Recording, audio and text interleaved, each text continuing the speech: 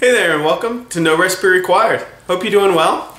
Tonight I'm going to do a version of mac and cheese. I love to make mac and cheese. It's the perfect comfort food. You can do it traditional ways. I've got pages up on the site that will show you the most traditional mac and cheese recipes out there. This one I'm going to do a bit of an adult version. It's actually using penne pasta and some cheese, obviously. But then I'm adding mushrooms and asparagus, which are a great combination together. And it goes awesome with like a roast chicken, which is what I'm doing it with, or a variety of other meats, or even frankly on its own. Let's go ahead and get to it. Okay, let's go ahead and start our mac and cheese with mushroom and asparagus. This is definitely a bit of an adult version, but it gets vegetables in a very classic comfort food dish. I've just got my chopped mushrooms here, or sliced mushrooms. I'm going to add them to a saute pan, and this is essentially what we're going to do everything in. I'm going to season with a little bit of salt and pepper. And I'm just going to let these mushrooms really kind of cook down. We'll coat them in, make sure they get coated in the oil, and then I'm not going to monkey with them too much. They're going to reduce in size quite a bit, by probably more than half as all the water evaporates. And I'm looking to get them nice and essentially well done, kind of a chewy texture. It'll probably take 15 to 20 minutes or so over medium heat to get there. Okay, so while our mushrooms are going, I've just got some penne pasta here. I'm going to boil this off to a nice al dente and then drain it for our mac and cheese. Okay, my mushrooms are nicely browned, cooked, crispy on the edges, nice and tender on the inside. I'm going to add just a pinch of dried thyme to the mushrooms, to give it a little bit of that herb flavor. And then what we're going to do is essentially make a roux right in the pan here. We've got all that olive oil, or the olive oil, and a roux is just oil or fat and flour.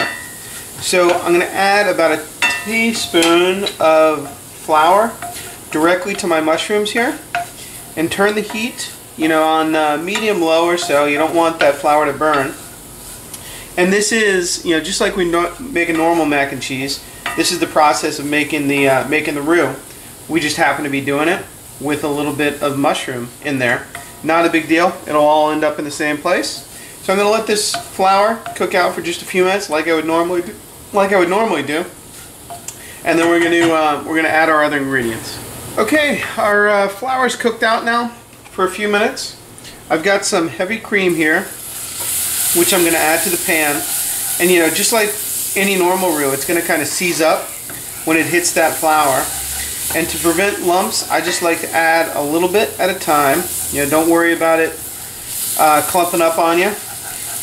It will do that. It will eventually start to loosen up, and it'll loosen the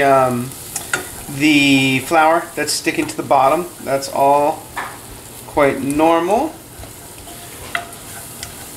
Keep stirring that, and we'll get probably half a pint of cream in here to make our cheese sauce.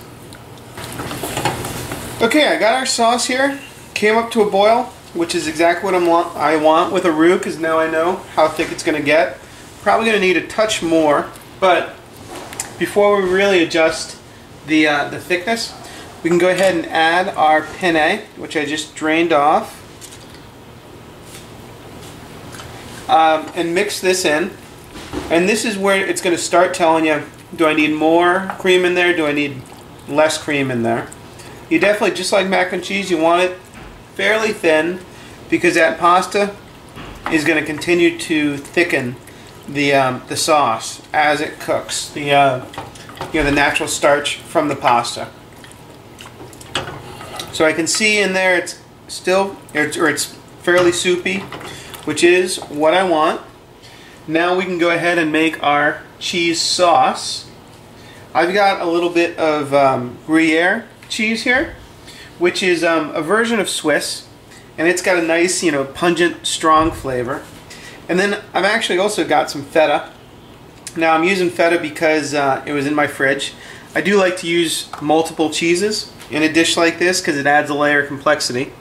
I'm going to hit it with a little bit of freshly cracked black pepper. And if you don't have feta, you can use whatever you want.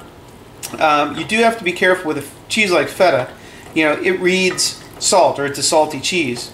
So you got to be careful with the additional salt that you put into the dish. This is still looking a little bit dry to me, so I'm going to add another couple glugs. And it looks like frankly I've got enough pasta here for, you know, probably 3 or 4 servings. I started off looking to do 2, and we just want that to all come back up to a boil, and the cheese will melt, and then we can add our asparagus in.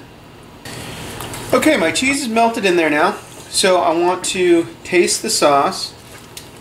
And this one is nice. You can actually really taste those mushrooms, but it needs a little pepper, and it also needed a little bit of salt. But instead of adding all the salt I normally would, I'm just going to add a little more feta, which, as I mentioned, is a salted cheese. We'll go ahead and let that melt in. We're going to add in our asparagus. I've got 4 or 5 spears here that I've blanched off and then just shocked, cooled down. We'll add those to the pasta. Just stir it together. Again, let everything melt together. Kill the heat. And then I'm actually going to do the pasta in 2 of these ramekin dishes. They're actually little creme brulee dishes, but I love them for a recipe like this because it helps control, frankly, the portions when you've got a nice, fatty, rich dish like this. And I also think it looks pretty cool when you bring them to the table. So we're going to just load these up. We'll top them with a little bit more of the Gruyere cheese, and then pop them in along with some breadcrumbs. We'll pop them in the oven and finish them off.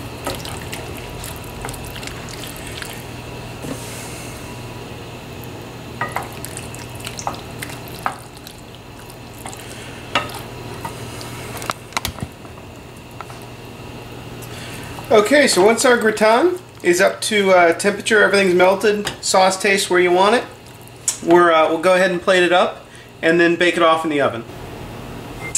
So I've got one of these, actually it's a little creme brulee dish, or a, you can use a gratin dish. You can actually use, just a normal baking dish as well. I like to do these little individual portions because it controls the portion side, and we've got a nice rich creamy dish here. You don't really need a ton of it. And then once you've got your container filled, just go ahead and top it with a little bit of breadcrumb like we normally do, and then pop this into an oven at about 375 degrees for probably 10 minutes or so till that top gets nice and brown. Okay, after about 15 minutes in the oven at 400 degrees, they were nice, started bubbling. I actually finished them off with a broiler for about 3 or 4 minutes just to crystallize, or not crystallize, but really caramelize that top coating, get it nice and crispy. And we've got a delicious little dish here based on mac and cheese. If I'm serving it to guests, maybe I'd call it a pasta gratin with a little mushroom and asparagus. I'll see you next time on No Recipe Required.